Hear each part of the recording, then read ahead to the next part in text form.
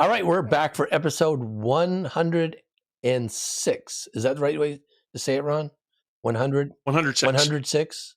Not 106? 106? The and is read as a decimal point. Okay, sometimes. yeah, I remember you said that before. So 106. So you could, if you had like a temperature of 106, then maybe you should stay in bed. You have the flu. Oh, okay. If you have a temperature of You have a fever. 106, Then you're probably Then you dead. go to the hospital. Yes. Yeah. or worse. All right, so episode 106, and with that, let's have a disclaimer on. I am an employee of Wizards of the Coast, and my employees are mine and not theirs. Well, your employees. What about your employees? My opinions are. That's what I mean. I am an employee. I am an employee of Wizards of the Coast, and my opinions are mine and not theirs. Excellent, excellent. I was worried that you were you had a separate company going that Wizards didn't know about, and that could be trouble. Oh wow, no. Yes, yes. It's just Well, my you opinion. own you have your opinions are yours, so they're your employees, right? You put them to work here. Oh boy, do I! All right, nice try for the segue. Yeah, good answer. Good answer. Yeah. Okay. All right, so this past week, we're going to just jump right into a topic here. Sure. This past week, past Tuesday, we had our session 0 with Jason of Scum and Villainy. Character creation. Scum and or Villainy. Yes. Scum and. It'll be and. Yes. Oh, okay. Scum and Villainy. It'll be both. Yes. You're promising me Scum and Villainy in this economy? Exactly. Look, I'm a GM. I will promise the world, or worlds as the case may be, because it's going to be in space. Sweet. Yeah. It was a lot of fun. And just sort of went through explaining the rules, but also everyone made their characters, or at least, got the basics down. And you all decided who you wanted to be as a crew, as a starship crew. And it turns out the Intrepid Scoundrels are going to be a bunch of smugglers. Oh, no spoilers. No spoilers that were given. Wait, being smugglers is a spoiler? I don't know how much, because we're going to talk about this in our podcast, right? We recorded this thing to show. Sure, yes. Okay. That's true. Let's give a spoiler alert then. So if you're going to listen to session 0 of Intrepid Scoundrels now, should I change that? Intrepid Scoundrels? Should I change that? I think you should. I think you guys should. But Scoundrels also a I'm going to be calling though. it that. Do we have somebody that's using the Scoundrel playbook? Playbook is what they're called, right? Yes, it's John. That's me. Yeah, playbook. Yeah. John is, okay. Yeah. I was surprised to find that playbook is a fairly universal term in a lot of light indie RPGs. And I'd only just come across it when we did the slot 0 for Scum and Villainy. But what playbook replaces class in a lot of indie RPGs, especially ones where they're light enough to put all the rules that you need for that class on like a single page or front and back of a page or something like that. Yeah. And a lot of the times, I think the sort of like if you want to get like into the real fine tune, what I think the difference is, a class is sort of in a lot of ways a linear progression. Like it shows you when you get this at level 1, you get this at level 2. The classes are intricately tied to levels, right? Because you have class features at this level, you get this, and there's choices, right? You in between all that. But with a playbook, it's kind of open all at once in a lot of ways. You start, you do some stuff with stats generally, but then there's also like, here's a list of abilities, pick one here, and these will be the list of abilities you will pick throughout your career, with some exceptions, of course. But then, there's some other things that you would like, might check this one off, might check this off. And it's all, like you said, fits there nicely. All the rules of each of those are just smack dab in on the sheet. And it, I think the word playbook is maybe gives it more of an open feel. I'm not sure, but Powered by the Apocalypse, lots of Blades games, other indie stuff. Yeah. Lots use that word a lot. Yeah. It certainly isn't. Go ahead. I was going to say, it certainly is an open field when I was looking at it, because I'm like, I can get all these. I have all these abilities. I have a full menu of abilities, and I can pick any of them that I want. And once I get another one, I will be able to pick any of the others that I want. So I see your point, Jason. It's very unlike a class where you're like, well, I see this cool, I get to do divine intervention only when my cleric level is 10, and there's no way I can do it before then. Right. Yeah. Exactly. And what it reminded me of is when you think about like sports plays, like football plays, basketball plays, where they have things, here's the things that we can do. And you don't have to wait until, we've been playing for 10 years. Now we're going to do this thing, right? We can pick and choose. And some of them build upon each other. Some of them are kind of like maybe, antithetical to each other, right? They're completely the opposite, but they all have different reasons for doing it, Mm-hmm. And quite often in these games, and it's the case of Scum and Villainy, one playbook per player. Mm-hmm. You can play, D&D, Pathfinder, whatever, and it's something that people do. Let's all be bards, let's all be clerics or whatever, and you can do that. And also, because of the way that the certain things will obviously be the same, but then there's other choices you can make with ancestry and feats and stuff like that, weapon use, and that sort of make it different. But these types of games don't get into that granular, right? Granularity. So it's sort of like, if you're picking someone's the stitch, it really helps the niche protection of your playbook, of your character, to be like, hey, I'm the pilot, I'm going to be the best at piloting. I will have things that let me be better at piloting than anyone who even makes their piloting skill, their helm skill, better than mine, because I will have be able to break the rules and X, Y, and Z. It really helps. This is a bit of a tangent. A couple years ago, I decided that I would I read Blades Dark, I read through Scum and Villainy, and I was like, I'm just gonna write one of these, and I have about it's playable. It's a playable weird Western version. And then there's probably like 3 or 4 of them already at least out there that exist. But I have my own thing, and I did it, and I could sit down and like make playbooks, decide what the niche is, and then go ahead and write abilities for that help that niche protection, and that can play in that space in a way that's just sort of like, not necessarily easier than designing a class, but a little bit. Well, I want to drill down on how you did that. Is this when you're doing niche protection, when you're setting up playbooks where one of them has a thing that none of the rest of them can do? Do you move from the concept that you have to abilities? Or do you have, here's a bunch of abilities I'd like to see, that you then kind of slot into individual playbooks? What was I'm interested in that component of your design process for this. No, that was definitely a playbook niche first.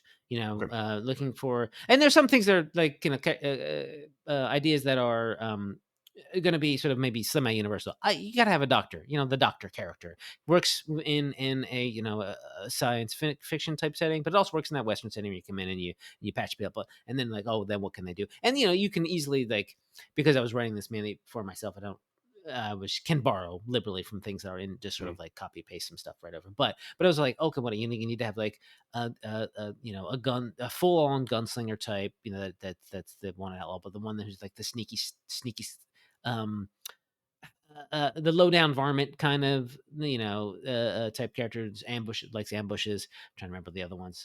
Definitely someone who's just like in tune with ghosts, the preacher type, right? And a straight up smooth talking type, and granted, now, and a lot of these games too, a lot of the not Powered by the Apocalypse, sorry, Forged in the Dark games is what they're called, when they use the Blades in the Dark system, have a thing where you can go take what is called a veteran advance, which is grab another move from another playbook, and that you can have that, and essentially this sort of like does sort of maybe possibly break the niche protection, but allows you to sort of essentially multi-class in a lot of ways. Oh, like maybe you don't have enough people, you can just be like, hey, look, I'm gonna sneak and get this move because I need to be the smooth talker and the gunslinger because we only have like 3 players or whatever. But that costs more. I thought, aren't there 3 triangles in front of the veteran on? Yeah. It does cost a lot more. You have to like save up to get it, and you can't get it right. You can't. It's not the first thing you can buy, and you really kind of have to like. Honestly, that's the sort of thing where you want to check. If you have a big group, don't do that because then you'll be really honing in on each other's niches. Mm-hmm. But otherwise, it's just sort of like, it requires a little more expenditure of stuff, because it's breaking you out of what you are and making you a more complex class, more complex character. But it can get in someone else's way, essentially. I see. Yeah, it's funny that a lot of games that have like dabbling in other classes make it a steeper cost. You've got to either have a particularly high ability score to be able to do it, or you got to take it in place of a class feat, like for Pathfinder. Like it seems to be a near universal thought that if you're going to have a niche that you're in, it will be of a higher cost to get something outside of that niche to go in. Right. In a way to like make you, not only make you, but sort of suggest that you remain in your niche so that other people can be in their niches and take the spotlight when they when they need to, and not necessarily you trying to get everybody's eat off everyone else's plate, Right.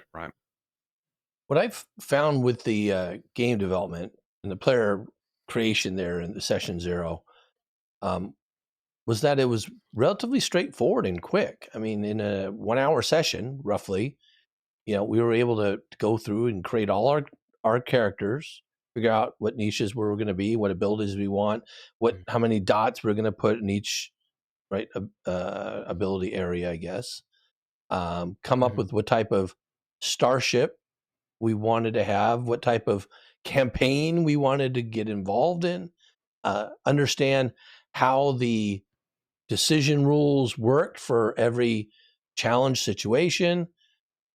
Just really fast startup on something like this. I was talking to Mark about this, one of our friends who was there, and he really enjoyed it, and I did as well. We were talking how we're really looking forward to this. We think it's going to be really, really cool. All right, pressure's on for me. Yeah, it's really pushing that bar really, up. really cool. Expectations. Yeah, a lot of these games have that sort of quick, more quick character creation in a lot of ways. But I mean, once you get to be a steady hand at D&D or Pathfinder, you can make characters right for sure. Fast. But we were just learning a new system. But Yeah, from the start. Exactly, learning a new system, you just make a couple choices essentially. Like what playbook, pick some skills, pick an ability. You're pretty much done. Yeah. I did light over a little bit of some of the stuff that you would have picked, but that's fine. Ron, you were going to say something as well, or? Oh no, Jason covered it very well. Okay, cool. But Ron, did I mean, this is, I guess, a little bit of a spoiler, but you did have to leave a little earlier, and we did make a couple other. I think we stopped recording at that point, yes. But we did make a couple choices outside of the recording about the spaceship, because that is a thing that this kind of game does. That a lot of Blades games do. You make individual characters, then you make a sort of a character sheet for your gang, or in this case, the starship. Okay. And we sort of made some. What is it? Does it have smuggling compartments? Does it have better engines? There's it's like it's got a whole sheet, which is it's been fun. And there's that one, in a weird way, is more complex than making a character, because there's like a big, huge menu of things. You're like, oh, you get 2 modules. Well, great, you can pick like from these 50. For like things for your engine, things for and they're all sort of like lots of little minor things, a lot of sort of narrative things. But like, it's always like the starship that you started with starts with a galley, which gives you the option to sort of be like, oh, let's pick this upgrade that basically says now everyone can blow off stress by eating a meal together because you have this galley. And that's kind of fun, but but it definitely flavors the sort of group that you're in. You can also not take that, and we're just sort of, we don't necessarily worry about you having that sort of meal scenes together. You just kind of glide over the fact that you eat every once in a while, right? But more importantly, we, there's other things that are more important to the group. That's like, oh no, we should have better engines, or we should have this trick thing that does. I won't spoil what you all picked, but because you'll see soon enough. I'll tell. We can tell Ron later. But this is important. Okay, that is important to you for the spaceship. That means that in a weird way, it's sort of like, okay, now I know what challenges are going to be trivial for you, essentially. Right. Because yeah, and I can I think that's and one of the advantages of me coming into this from such a position of unfamiliarity, right, is that from my perspective, it hardly matters whether we pick galley and that we recover stress over eating a meal together as one of the selections we've made, or whether that's actually just a rule of the game, right? I don't know that maybe in every single Scum and Villainy, eating together with your crewmates allows you to recover a little bit. I mean, I'm going to know when I see the sort of the group character sheet, ship character sheet. But as far as the learning goes, that's that's just how it's going to be. I'm totally fine with that. And then I'll work around that as far as the narrative goes. Yeah, cool. So I'm excited. Yeah, I'm pretty excited as well, and I don't want to get too much into the session 0. I think it's pretty cool. Sure. One of the things I will say is that we're bringing in a crew of 5, and just this past weekend, Ron and I spoke with somebody else that we both know, actually that all 3 of us know, and he mentioned how he was a big fan of the Blades in the Dark system, had bought into it years ago, and never had a chance to play. So I was going to ask you, Jason, if you thought, if it was okay with the rest of the crew, and we've already talked with some of them, but not everyone, would it be okay to add a 6th member to our crew? Yeah, I mean, I think as long as everyone again is cool with it, because having a little more, having an extra player will probably be a little bit of like, not necessarily 100% like spotlight time is going to be that smaller, but just sort of keeping track of everybody and what's going on is going to be a little trickier. But I've run I've run this type of game for 7 people before, so I think I'm a dab hand at shifting the spotlight onto people and getting stories told that kind of let everyone play around. Yeah, and it's also go ahead. Oh, go ahead. I'm going to go.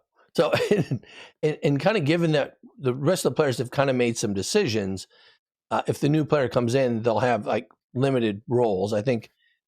What are the 2 roles that are available now? I think the 2 roles that are currently available, and this by process of elimination, is the mystic and the speaker. Okay. So Right. basically the sort of the one that does the force stuff essentially, right?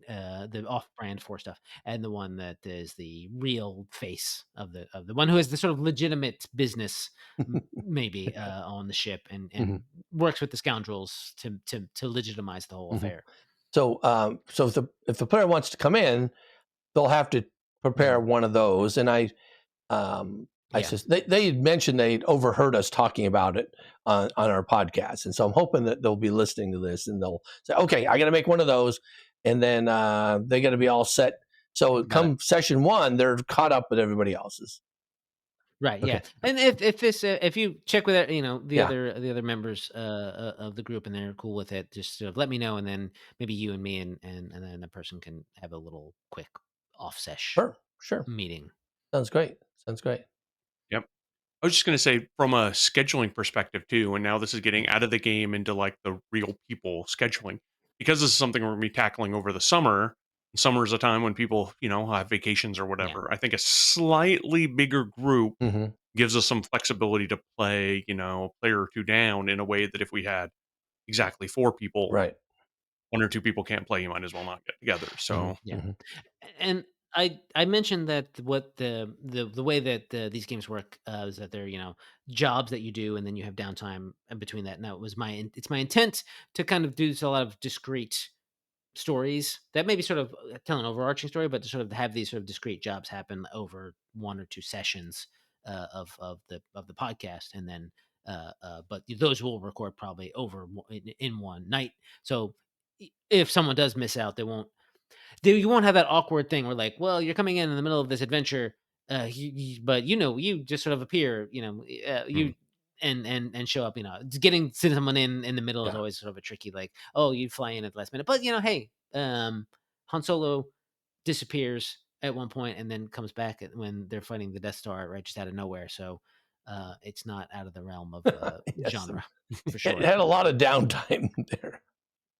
Yeah, he went off. The player had to go on a little vacation or something. So he had some downtime in Carbonite too, as well. I guess that could happen to. Well, that was later on. Yeah.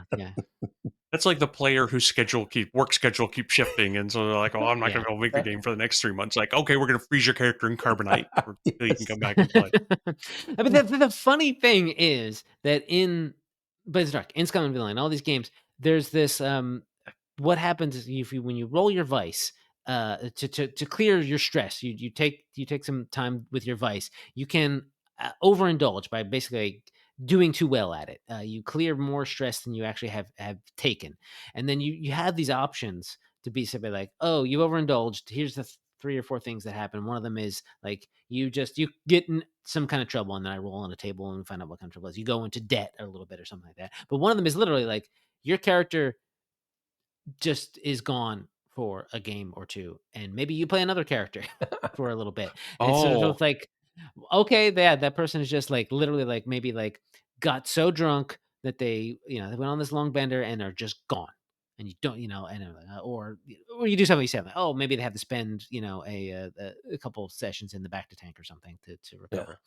But it's weird. It's just weird. No one I know has ever actually done that Ooh, in challenge the few games accepted. that I played. I was Okay, going if to you want to say. go and play another character.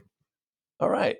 Well, speaking of session 0, I will say this weekend I had the opportunity to listen to 5 luminaries in the gaming industry talk about how to make an excellent session 0. And I'll say that, Jason, you did very well following those guidelines. But Oh, good. Ron, are you familiar with this stuff? I am, and I'm interested to know who these 5 luminaries are because I also spoke about session zeros on a panel, and I wish I'd have heard to the people that know it better. Oh, no, it was you. It was you. Oh, that's sweet. Bruce Cordell, Eric Scott. I don't know how to say his last name. I think to be. There's yourself, Luis Loza, and Alexander Pereira, who works at children's hospitals running games. All talked about the importance of session 0 at Norwescon this past weekend, where Ron and I were fortunate enough to go and do things. He was on panels. I played games and watched panels. Good. I was on panel. I was on so many panels. I was able to play no games. Yes. No. So next time I'll have to balance that a little bit better. But what was interesting is that Norwescon started to ramp up the gaming panels after kind of a hiatus after several years. And Ron was on 7, which exceeded the max allowed, but he stepped in for somebody who could not make another panel. Right. But there were a lot of industry folks from Paizo or formerly from Paizo that were there, which made it kind of cool. Yeah, and there was a lot of. I mean, one of the people I was, had the honor of sharing a lot of panels with, was Jason Nelson, who is so connected in so many distinct ways to the gaming industry. Right, he's done a lot of writing for Paizo, but is a very prolific third-party publisher who has people work for him. He pays out. He's one of the biggest third party publishers that pays out based on royalties rather than per word amount, and so he's got a very robust contributions to a discussion about what does a freelancer do and how are they reimbursed, what is working with them like. And anyway, it was everybody that I was on a panel with. I thought was very well selected and especially knowledgeable. Jason Nelson was one of those people who would, every time I showed up on a panel, he's got a lot of direct experience on this to say. Did you go to the licensing panel? That was Saturday. I did. How did that go? Sit in on the panel about licensing. It went very well. You mentioned Alexander at the session 0 panel, who works at a children's hospital, and just what a good addition to the subject of session 0s Right. it was to have his perspective. Similarly, on the licensure panel, one of the panelists who I didn't see on any other panel was an intellectual property attorney. Oh wow, yeah. And so was a good person to have on for something like that. I think there was a really good effort made to put people who were experts but on one specific thing on the one panel where they would be able to contribute quite a lot. So that was an example there.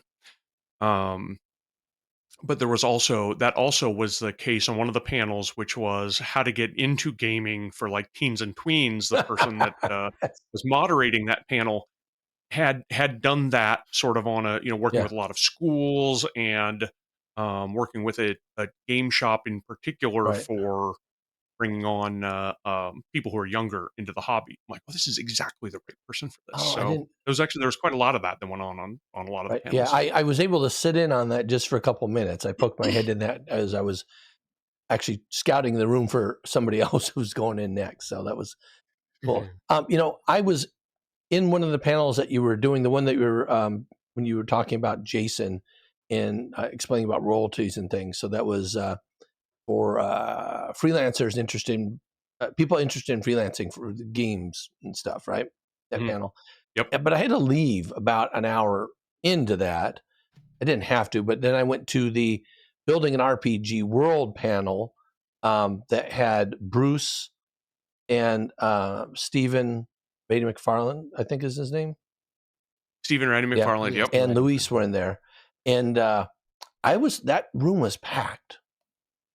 It was packed. But one of the most, so there are lots of people there asking questions and things. One of the coolest things was there's a gentleman in there wearing full chainmail, full garb, like real chain and everything. And he's part of a Shakespearean troupe that wants to build a LARP game around Shakespeare and build a world. And so he was so he had no idea about games or anything, right? And he's asking questions. So how would we go about doing this kind of thing? And where he's wearing this full outfit like he would. And I thought that that is really cool. I think about games and role playing games and stuff like that, not thinking about all the other applications, for something like that as well. Well, there was one of the, I bumped into a friend of ours, Mark Walcott, and he talked about, who was also there, and he talked about some of the panels that he was on, and one of the packed panels that was sort of sci-fi related that he went to was called something like alternate monetary systems. Oh yeah, I saw that one in there. Yeah. Which which sounds like first of all, it sounds like a great topic, but maybe a little niche topic. And to find out that one was just packed. Yeah. I think that's kind of interesting. Yeah. Now I'm super curious about what that panel was like. I'm sorry that I missed it, but Norwescon next year. Now they did record some of the panels, and somebody asked me about the Building an RPG World panel, if it was recorded, and it wasn't. But the freelancer panel was. The Session 0 panel was, I know for sure. Several others I saw. So hopefully these things are out there. But I'm really excited for the fact that this sci-fi fantasy convention is really bringing back gaming, and that next year Paizo is going to be a guest of honor. Jason, did you know that? I did not. No. Yeah, like publisher guest of honor. It was Clark's World magazine this year, which is a very high quality sci-fi magazine, right? So they're not fooling around on their guests. They're very very talented. We had like the artist guest of honor they had was Jim Butcher, who couldn't make it at the last minute, and not Kate Allen Marshall. She writes with her middle name, right. Who wrote a very twisty sort of thriller book that I just loved. The What Lies in the Woods. So it was kind of exciting to see a name of someone. I know these people. I know what they wrote. Right. Yeah.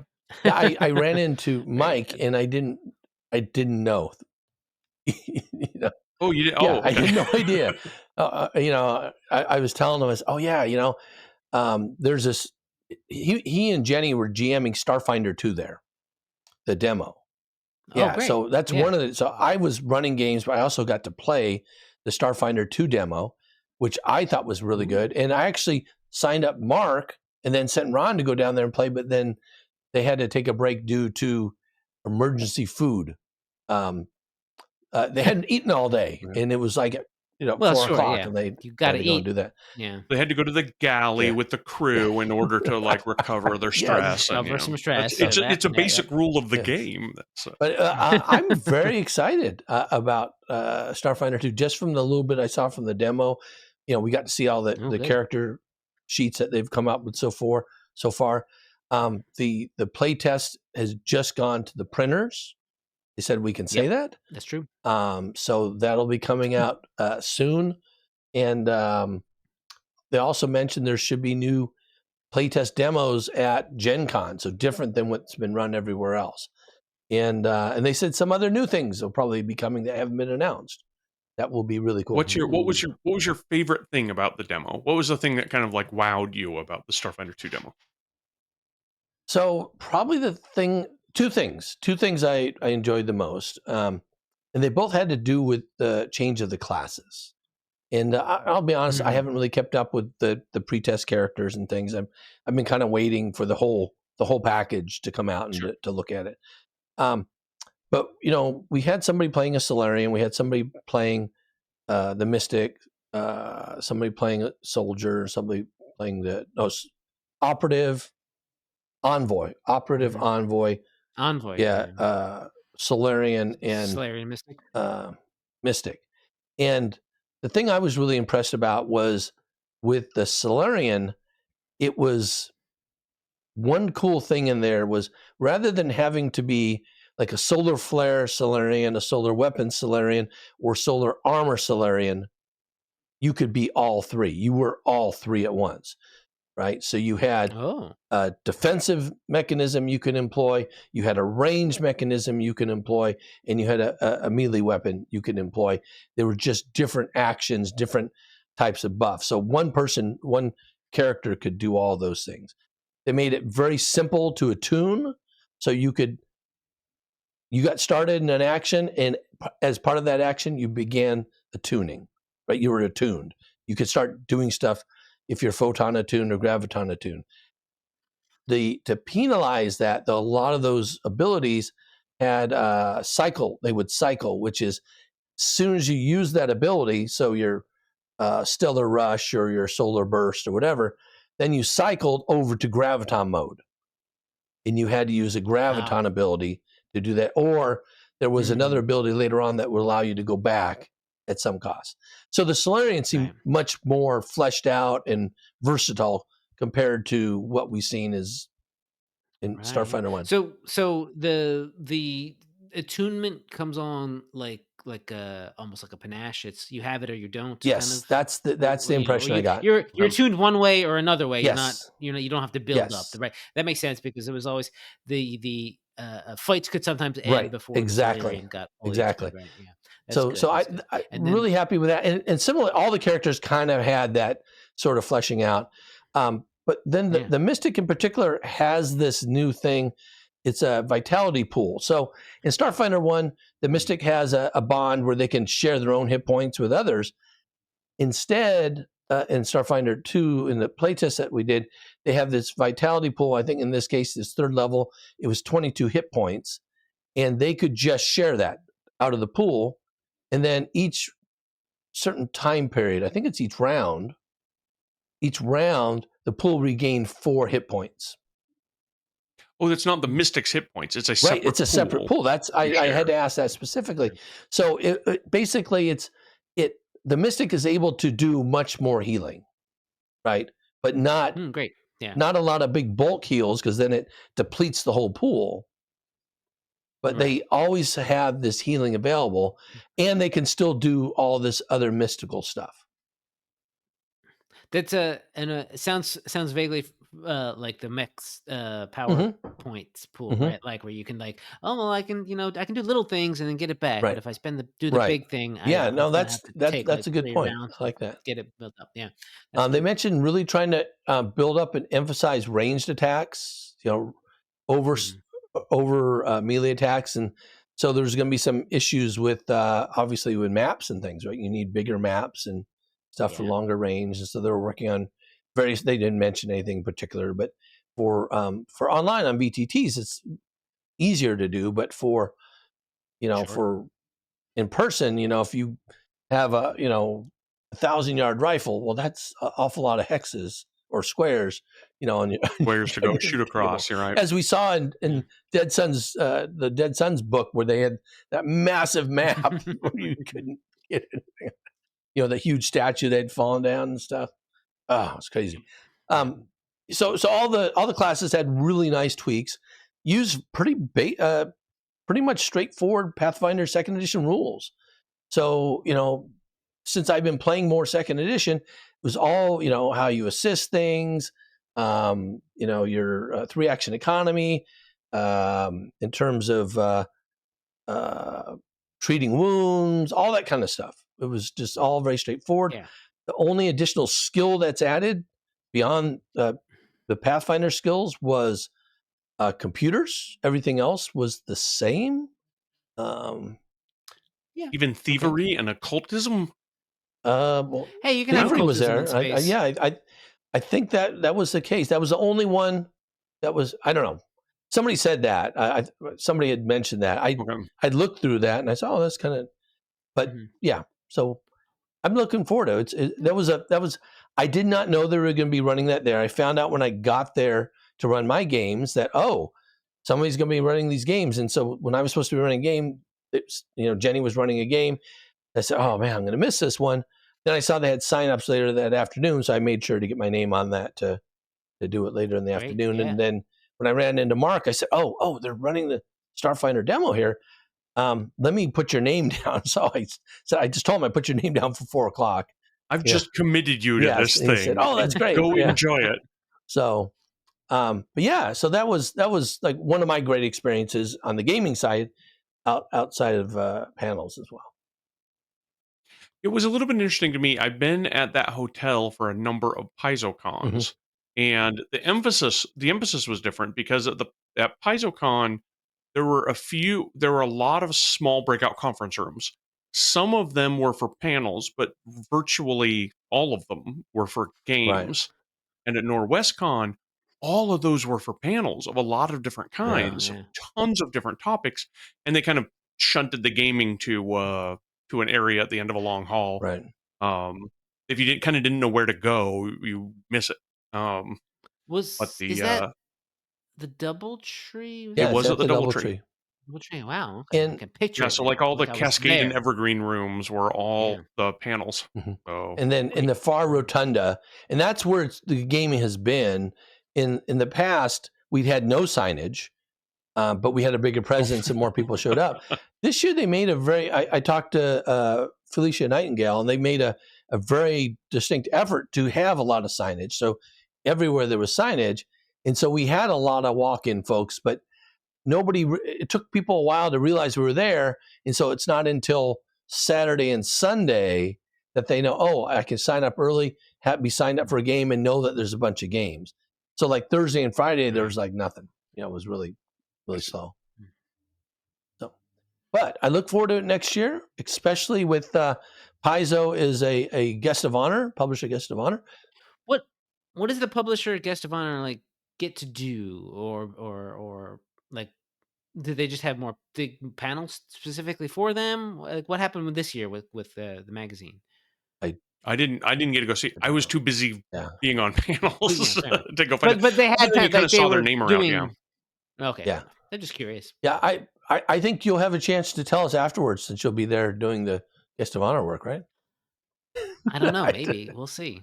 Yeah, I'm curious. When I saw that, I was curious how big of a Paizo presence would be there. So we'll have to. I know neither of you know that, so we'll have to. I mean, this time it seemed like a lot of people in an unofficial capacity. Right. I was there in an unofficial capacity. Right. I think that went really. I guess tune in for Digital Divination episode 132. I guess 26 after 26 from this. Yeah. Then we'll be able to talk about what happened. That's right. Sure. Yeah. Ron, I gotta ask. Did you were you asked to participate, or did you seek someone out and be like, I want to be in 100 panels? No, the Tim Nightingale, who was setting up the gaming track, reached out to me, and I got a sense that I was kind of on a big list of people that he knew who were in the industry, and asked to go. I checked in with my employer; they were fine with me, participating on my own. Obviously, there was Tim was savvy enough to not try to put me on a what secret project is Wizards of the Coast doing next panel, right? It was a lot of sort of very general gaming things. So it was I was able to speak sort of, off the cuff about a lot of things that, were like panels I'd done before at PaizoCon or other places. But otherwise just sort of, bask in the glow of the other luminaries that were up on the panel desk with me. Yeah, some big names there too. Some folks that have been around the block. Yeah, I had a little bit of hero worship for Bruce R. Cordell, who's done a lot of games that I really like, and and being able to meet him in person was really neat.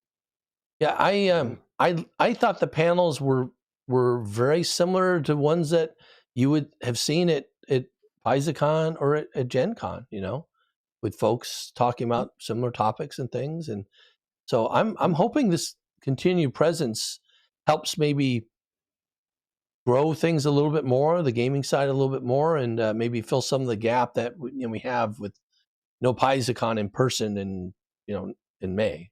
So yeah. All right. Well, we covered a lot of ground there. Some Session Zero and Session Zero panels. So that's right. There you go. It all was a good together. tie, actually. I was just trying to make. I didn't know. I didn't even know that's what. Yeah. that you had been on a Session Zero panel, Ron. That's great. We'll tell you in advance next time, so that, I know. Yeah. You give your experiences on episode 132. All right. Sure. Well, I'm John. And I'm Ron.